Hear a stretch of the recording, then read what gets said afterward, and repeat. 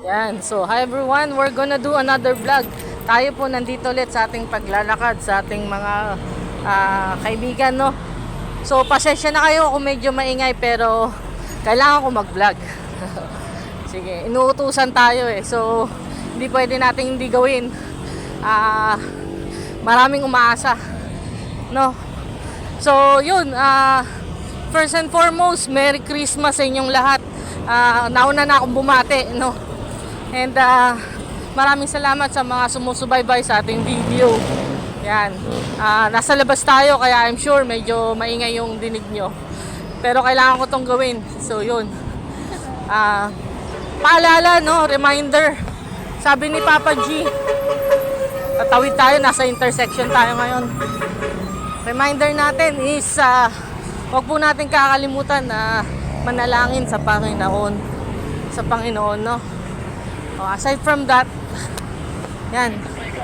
So, habang nananalangin tayo, wag po natin gawin yung ginagawa ng iba, no? Na parang paulit-ulit lang yung mga sinasabi nila. May kailangan lang akong kunin sa bag.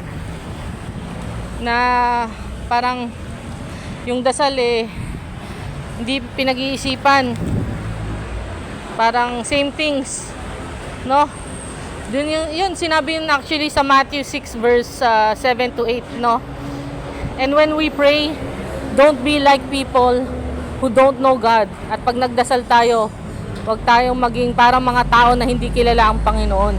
They say the same things again and again. Sinasabi nila ang mga bagay paulit-ulit. They think that if they say it enough, inisip nila na pag sinabi nila ito ng husto, their God will hear them.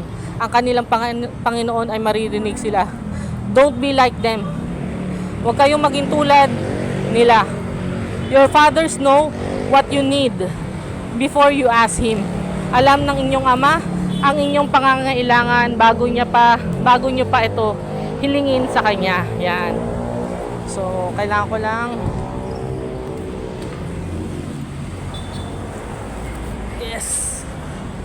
huwag tayong pamasahe at ang ating lakad tayo ulit. Yan.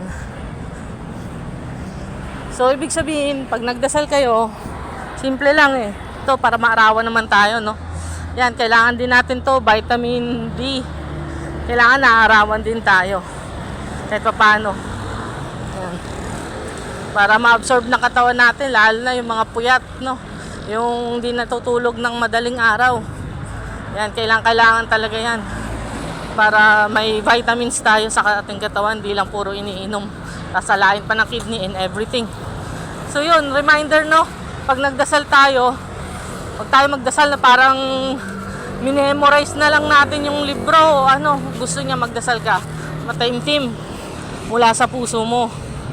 Hindi yung dasal na minememorize lang. Hindi yung paulit-ulit, sabi dun sa Bible, no, sa Matthew. And ano pa ba? Yun, reminder to kahapon. Actually, nakuha ko to kay Papa G kahapon. December na, no? So, alam natin maraming pamilya ang nagse-celebrate ng Pasko, ng muling silang kay Jesus, kay Papa God, no? Yeah. So, hopefully, sana hindi masira yung family nyo, no? Pinaalalahanan tayo na wag po nating hayaan na masira yung ating pamilya, no? Ang temptation, nandyan lang yan. Ang babae, nandyan lang yan. Mas bata, mas maganda, oo. Pero,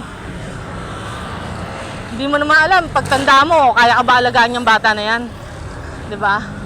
Hindi mo naman alam na pag wala ka ng pera, pag ubus ka na, pag wala ka ng pinagkakakitaan, nandyan pa rin kaya yung batang chicks mo, kapalit ni misis. Di ba, alamang wala na rin, mawawala sa'yo.